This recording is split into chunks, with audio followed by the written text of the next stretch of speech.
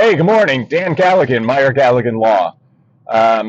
Wanted to do a quick video on this FTC ruling that came out early in January. Now it's the end of January, where they are purporting to void all employee non-compete agreements nationwide through this administrative fiat from FTC. We get these tempest in a teapot issues occasionally, or quite occasionally, I should say. I remember last year it was the IRS saying they were going to tax unrealized capital gains, and then that threw the market up into a tizzy. I call it tempest in a teapot because the issue just rattles around inside, and everybody talks about how terrible it's going to be, and then it doesn't go anywhere. You never know. Could pass, could fail. Let me tell you what this FTC ruling on non-competes isn't to start with. One is it does not affect non-competition agreements in the M&A context, meaning if you buy a business, you can subject the seller to a non-compete agreement. This FTC ruling does not apply to that scenario. Purportedly, it also does not apply to non-disclosure agreements, which means non-disclosure of confidential information. You can't steal my information. And then third, it does not apply to non-solicitation agreements, meaning you can open a competing business next door to mine if you want to, competing in the industry. You just can't poach my clients. However, the way it's currently drafted, you may pick up certain NDAs and certain non-disclosure agreements within the definition of a non-compete, so kind of a circle. But it's not supposed to apply to M&A, it's not supposed to apply to non-solicitation agreements, and it's not supposed to apply to non-disclosure agreements. So with that as a baseline, I view it in the state of Wisconsin. We have this statute 103.465, which is interesting because it says any employee restriction that's based on geography and time must be reasonable.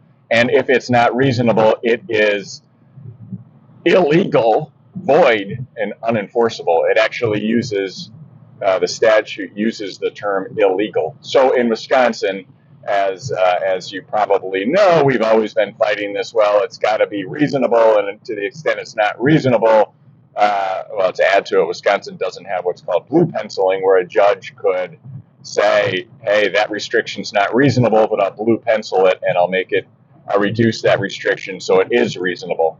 If you had 20-mile restriction, geographic restriction, a judge could say that's unreasonable, but 2 miles is reasonable and therefore will enforce 2 miles. That doesn't work in Wisconsin. Wisconsin says if any portion of the covenant not to compete is unreasonable, the entire thing fails. You throw the whole thing out. So no blue penciling. So in Wisconsin, we've always been fighting this statute. And frankly, I've really been advising my clients to only rely upon the NDAs and the non-solicits and really forego even trying to do a straight non-compete unless there's some compelling reason.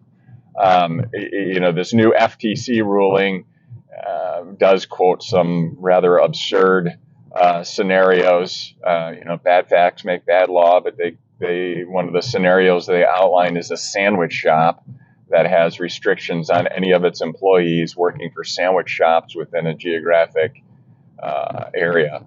Is that really required? Probably not. Probably absurd. Probably bad facts make bad law. But let's put the tempest in the teapot to bed. That this thing doesn't apply to M&As, doesn't apply to non-solicit agreements, doesn't apply to NDAs. It's not final. There's a 60-day review period where they're going to seek public comment, which is all of January, all of February.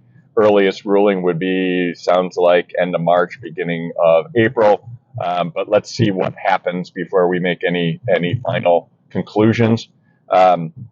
If they do pass it, there's an obligation on an employee on an employer to notify employees and former employees who are still subject to the non-competes that the non-competes are now void, which is fairly draconian, but let's see where that goes. So any questions, please give me a call. I'd love to hear from you. Thank you. Dan Galligan, Meyer Galligan Law.